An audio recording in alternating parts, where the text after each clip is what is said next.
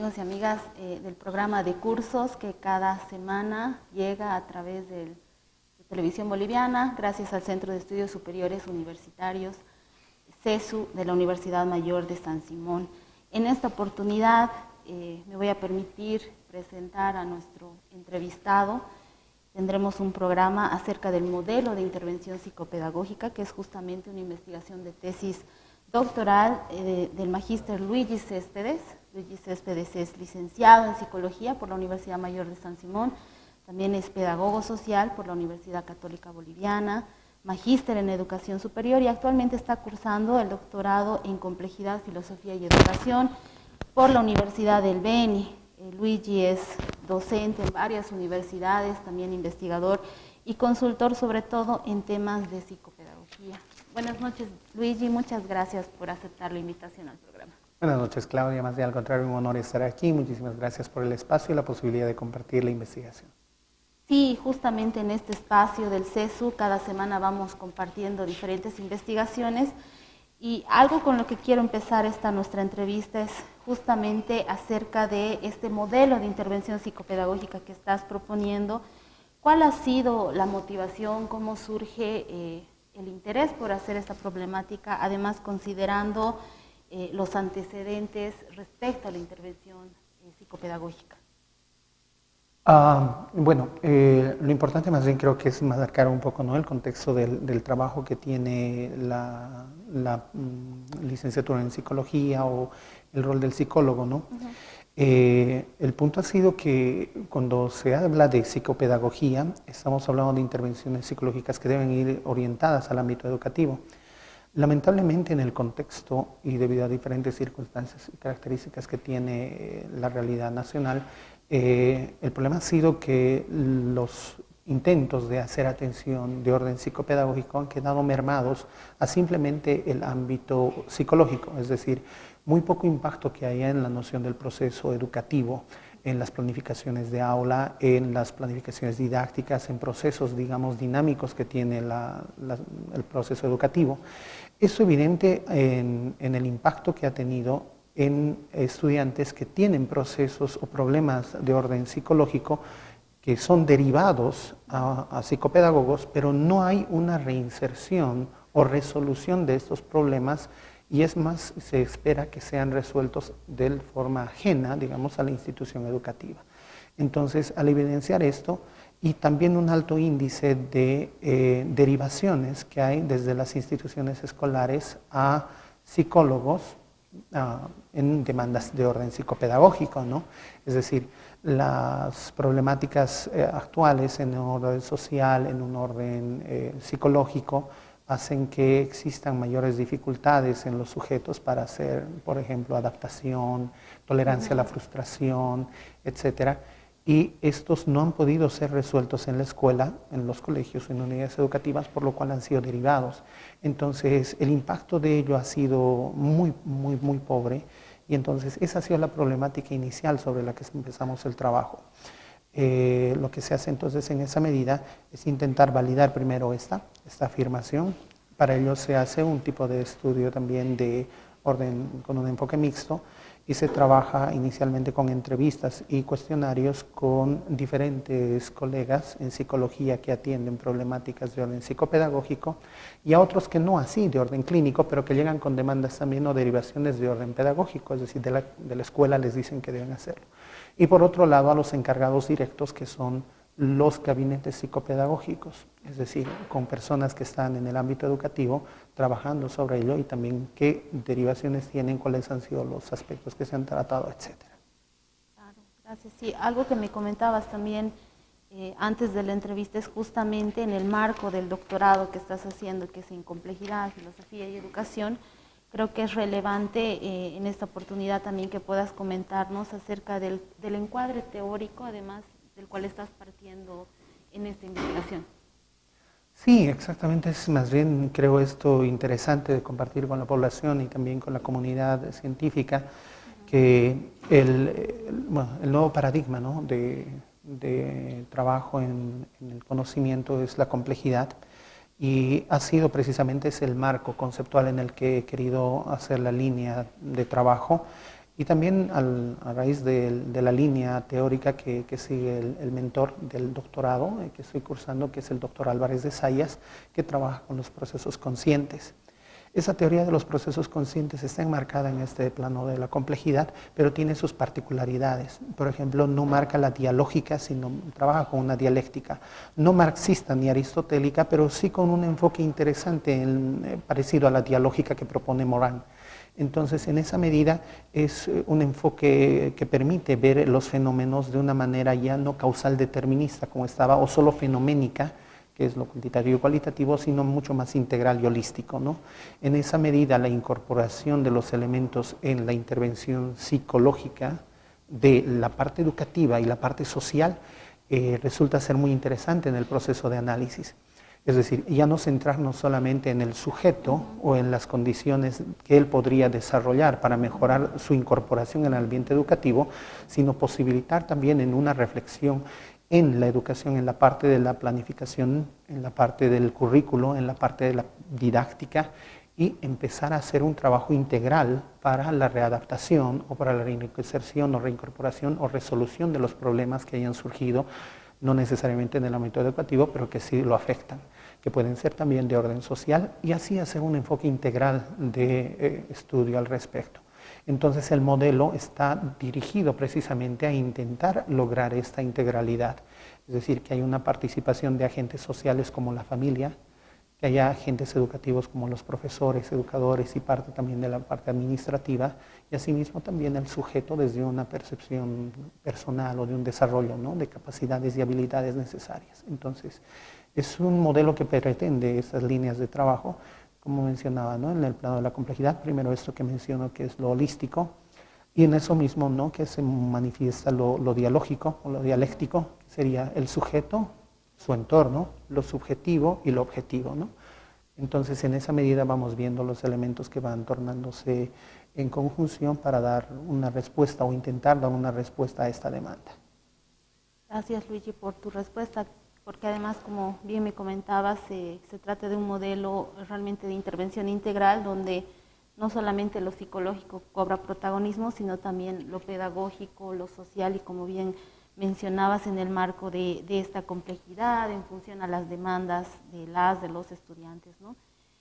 Algo que me parece interesante también para compartir es respecto a estos instrumentos de validación de dificultades escolares que has utilizado en este proceso investigativo, y si nos puedes comentar al respecto. Claro que sí.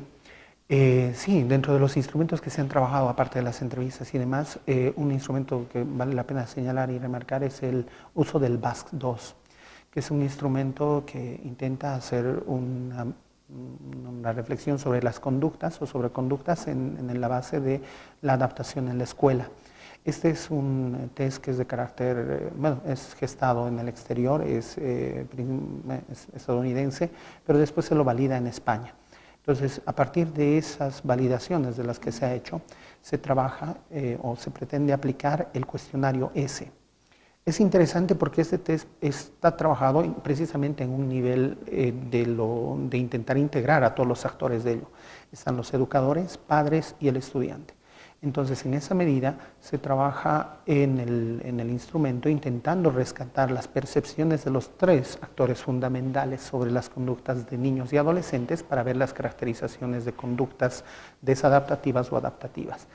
En esa medida, la variante que se ha hecho es simplemente, ¿no?, de las preguntas, etcétera, intentando adecuarlas, y también una validación previa para intentar responder a ello. Los datos han sido muy interesantes debido a esto, ¿no?, de que se está viendo esos tres niveles, porque nos ha permitido una visión mucho más integral del problema, y tal vez algunos problemas que no habían sido tal vez visualizados muchas veces en la escuela. Es decir, por ejemplo, el respeto a los profesores, que es un punto interesante de ello, la parte también del aburrimiento o de la parte de la autoestima que está en el sujeto, que es también causal de ciertas conductas. Entonces ha sido un elemento muy interesante o elementos muy interesantes que han nutrido a la investigación. Es decir, algunos hallazgos durante el proceso nos han permitido visualizar también esta construcción del modelo para la propuesta. Claro, me parece muy, muy interesante, y sí tengo ahí también, a propósito de lo que decías, una pregunta adicional si es que cómo ha sido este proceso de validación, de aplicación en realidad de todos estos instrumentos, si me puedes comentar de los aspectos éticos, tal vez dificultades, cómo han sorteado las dificultades, ¿no? Porque siempre en un proceso investigativo uno va tropezando también con algunas de estas Exactamente, situaciones. creo que eso es algo que los investigadores y también todos los que estén en trabajos científicos, incluso de tesis, deben tener en cuenta. Esta parte de lo ético, del anonimato en muchos de los casos, porque el mencionar problemas también a veces no necesariamente es algo que como costumbre y cultura tengamos a bien de escuchar, ¿no? O hacer procesos evaluativos, lo vemos desde una perspectiva punitiva. Entonces, cuando se intenta hacer los instrumentos, obviamente se hace un trabajo precisamente en el anonimato, principalmente con los colegas en la parte psicológica, con las instituciones de igual manera, se guarda una reserva al respecto de ello. Y por otro lado, en la aplicación de los test, se hace test colectivos solicitando también permisos para hacer ello, compartiendo la información necesaria, pero no directamente mencionando, ¿no? un nivel negativo, sino más bien los aportes que podría dar la identificación de posibilidades, potencialidades en la atención a ciertas dificultades que van a ir emanando de ello. Entonces, en esa manera también yo creo que así se abre paso a la investigación, ¿no? En el contexto, intentando ver de potenciar los elementos positivos, pese a que es un instrumento de diagnóstico de conductas patológicas, se puede intentar también, así en ese sentido, ver también la posibilidad de intervención o mejoría que se tiene. Entonces creo que ese es el campo en el que también en un aspecto dinámico de la investigación se tiene que trabajar. Esto del carácter punitivo de las investigaciones, de la evaluación, creo que es una cultura que tememos ir cambiando de a poco y creo que la investigación es un camino.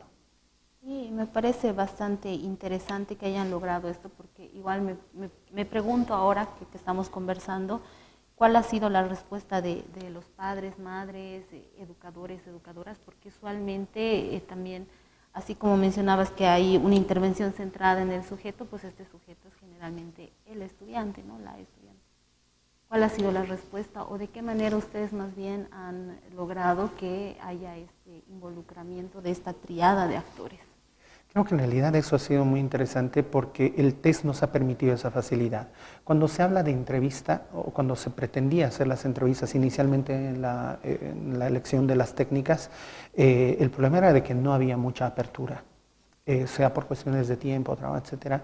No había mucha apertura de los padres y de los educadores tampoco, ¿no? a trabajar sobre ello. Entonces el test ha sido el recurso idóneo para ello. En el test, al tener las preguntas que van sobre conductas y comportamientos que se perciben en el niño, por dar una idea, digamos, nota que el estudiante atiende por más de 5 a 10 minutos una actividad o atiende hasta concluirla, entonces permitía hacer un señalamiento simple, ¿no? de lo que percibía el padre en eso. Incluso después vendrá la parte interpretativa de ello, ¿no? Cuando hay una entrevista y se puede desarrollar un poco más a tiempo de por qué lo han hecho o yo he notado esto, hay algo malo, sí se puede ampliar. Pero creo que la excusa, digamos, o el momento inicial del test ha permitido a crear esa apertura. No tan directamente sobre cuestionamientos, directamente sobre cómo está mal el sujeto, sino más bien en un sentido integral, ¿no? De cómo lo ve, cómo lo percibe y el contacto no personal creo que ha permitido ello inicialmente, ¿no? Una mayor apertura a responder sobre ello. Muchas gracias, Luigi. Algo importante y fundamental es rescatar cuál es el aporte, la relevancia de un trabajo de estas características, ¿no? Y sobre todo ahí te pregunto si es que existen algunos estudios precedentes en la región, en Bolivia específicamente, y en ese sentido, ¿cuál es el aporte, la relevancia que va a tener este trabajo una vez que esté culminado? Me alegra mucho la pregunta y agradecido por ella porque precisamente el doctorado implica que se tiene que hacer un aporte al conocimiento.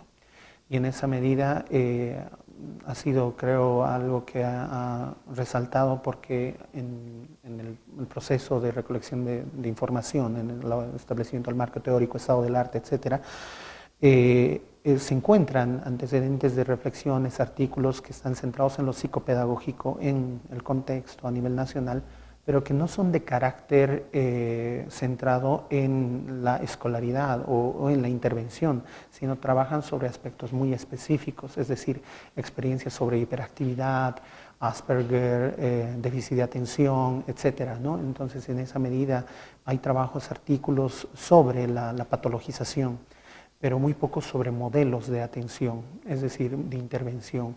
En esa medida, prácticamente creo que es el aporte y la novedad científica la que estaría presente en ello al proponer un modelo nuevo, que tal vez incluso podría servir para establecer o estructurar a la larga una reglamentación del funcionamiento de gabinetes psicopedagógicos en el contexto. Sé que es algo ambicioso y suena así, pero creo que esa es la intencionalidad, ¿no? Que en algún momento todos estos servicios que tienen a bien intentar mejorar la calidad de las personas en el proceso educativo tengan una estructura mucho más organizada y fundamentada. Como bien decías, la finalidad de hacer investigación, además una investigación comprometida, una investigación que parte de un análisis de la realidad, es justamente hacer un aporte al conocimiento, pero también en términos de política pública, en términos de lo normativo, ¿no? Entonces, creo que será fundamental y seguramente haremos otro programa cuando esté culminada la investigación, porque de todos modos creo que quedan muchos temas pendientes respecto a lo que conversábamos durante la entrevista y también antes de ella. Pero también quiero consultarte algo respecto a esto último que mencionabas, ¿no? ¿Qué pasa con lo normativo en el caso de nuestro país, específicamente en lo que concierne al sistema educativo regular? ¿Qué nos dice la normativa? ¿De qué manera están regulados, no regulados? ¿Cuál es la situación de estos gabinetes psicopedagógicos que me comentabas? Y también por experiencia sé que en muchos casos hay unidades educativas en las que sí existen esto, pero más como una iniciativa de padres y madres de familia, ¿no? Porque ven una necesidad ahí, ¿no? A veces aún sin comprender el alcance de este gabinete, pero sí creen que es importante, porque muchas veces son ellos y ellas quienes financian, vamos a decir, el funcionamiento de estos, ¿no? Entonces, ¿qué pasa ahí con lo normativo y de qué manera consideras que esta propuesta que estás haciendo podría cambiar esto, ¿no? O sea, no me parece, como bien decía, es ambicioso, pero me parece que podría ser un aporte fundamental, crucial, a ser discutido, ¿no? Y ojalá incorporado, ¿no? Exactamente, sí.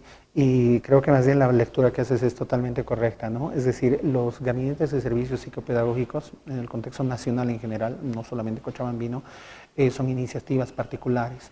Son o de la institución educativa que ofrece ello, también reconociendo que hay estas necesidades que requieren también algún apoyo a tiempo de intervención, o puede ser también de los padres de familia que de alguna manera también demandan esto, ¿no? Que se haga una atención a estas demandas y por ello también financian de forma voluntaria o con aportes de algún tipo este tipo del funcionamiento de las instituciones. Lamentablemente, y hay que decirlo, creo en términos totalmente claros, ¿no? Ahora la estructura educativa no cuenta con una normativa que reglamente el funcionamiento de los gabinetes psicopedagógicos, es decir, que diga cuál es su función, cuáles son sus objetivos, alcances. Y es más, en realidad creo que ahora se ha convertido en un instrumento de validación de reprobaciones, es decir, que cuando más bien se quiere evitar algún problema con algún estudiante que sale de la homogeneidad del aula, entonces se tiende a tildarlo con alguna patología, llámese por ejemplo hiperactividad, que es un término que se ha vuelto muy fácil en algunas instituciones o para algunos educadores para segregar a algunos estudiantes o justificar que no va a alcanzar el nivel de los demás, en lugar de crear nuevos rediseños curriculares o actividades adaptativas, etcétera. Entonces se ha convertido en un instrumento más bien para validar la reprobación y de justificar informes que se tienen que hacer ahora cuando hay reprobación, casos de reprobación o algún incidente en la institución. Por lo pronto creo que ese es el único rol que tiene cuando se lo reconoce, pero no hay una normativa. Y ojalá, como tú bien mencionabas, Claudia, me gustaría que a la larga sea uno de los puntos más que apoye a que realmente esto ya se vuelva una normativa, y también yo creo que la universidad debería estar implicada en ello, desde la facultad también incluso de psicología, porque realmente la emergencia y necesidad después de pandemia de atender necesidades psicológicas en salud es una emergencia. Entonces, ojalá que en algún momento se pueda dar eso y también va a haber posibilidades de trabajo y nuevos espacios también para nuestros futuros profesionales. Sí, totalmente, ¿no? Además que conversando contigo, además como te había presentado, que eres psicólogo, además pedagogo, tienes esta visión completa, más aún compleja, además más aún con el doctorado, y creo de bastante relevancia esta investigación que ojalá salga a la luz muy pronto, ¿no? O sea, como bien decía, hay muchos temas que quedan pendientes. Esto último que mencionaba sobre la homogeneidad del aula, creo que nos plantea muchos desafíos, ¿no? Respecto a cuán inclusiva es la educación, entre comillas, ¿no? De qué manera todo este tema pedagógico que queda olvidado, como las adaptaciones curriculares o la respuesta a las demandas de las y de los estudiantes. Creo que ahí nos queda hablar de esto otro también que mencionabas, ¿no? Que es la patologización de la infancia, y ojalá podamos tener otro programa al respecto, porque creo que para la población, para quienes nos están viendo y también para quienes están vinculados de uno u otro modo a estas temáticas, va a ser de mucha utilidad, ¿no? El tiempo es corto, tenemos unos minutitos más, pero sí me gustaría que en este tiempo también puedas comentarme algunos elementos que hayan quedado en el tintero respecto a lo que hemos conversado y a este proceso de investigación que aún estás llevando a cabo. Muchísimas gracias, Claudia. En realidad creo que dentro de la investigación lo que sería interesante, ¿no?, mencionar es de que este enfoque que estoy pretendiendo, que se pretende para el doctorado de forma compleja, esperemos llegue también incluso, ¿no?, a tener impacto en lo social y en un rol tan importante, ¿no?, que es esto de la formación del ser humano en un sentido integral que tiene la educación. Me refiero a lo social porque también hay un impacto que va a tener en la formación de los individuos para prevenir incluso situaciones de riesgo como la violencia de género, que es algo que también es una temática muy, muy en boga ahora y que lamentablemente la estamos sufriendo día a día.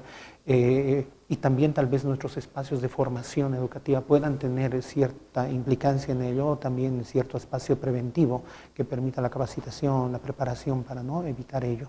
Entonces, este enfoque de educación integral y también de atención integral dentro del proceso pedagógico, psicopedagógico, pienso que puede ser también un aporte para ello. Entonces, el seguir reflexionando sobre ello creo que es solamente la puerta que estamos dejando abierta. Ojalá más bien haya muchas más investigaciones al respecto.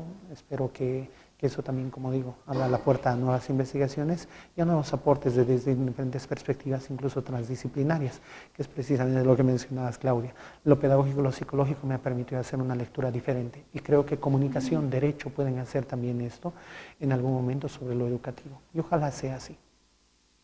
Muchísimas gracias, Luigi. En verdad te agradezco. Espero que en otra oportunidad podamos compartir un espacio similar con una investigación ya culminada, que espero además sea difundida. Este es un espacio para ello, pero ojalá también hayan otros canales y mecanismos. Y nos quedamos con muchas temáticas para seguir conversando, pero te agradezco mucho. Si quieres decir algunas palabras finales y muchas gracias por aceptar esta invitación. Al contrario, más bien el agradecido soy yo por el espacio, Claudia, y también a CESU por el programa. Creo que más bien ese es un compromiso de la universidad y por eso el canal universitario encantadísimo que haga difusión de todos estos procesos de investigación que siempre van en bien de mejorar el estado de situación de nuestra sociedad. Entonces, muchas gracias por el espacio, Claudia. Gracias, Luigi. Entonces, de este modo culminamos este programa de Decursos.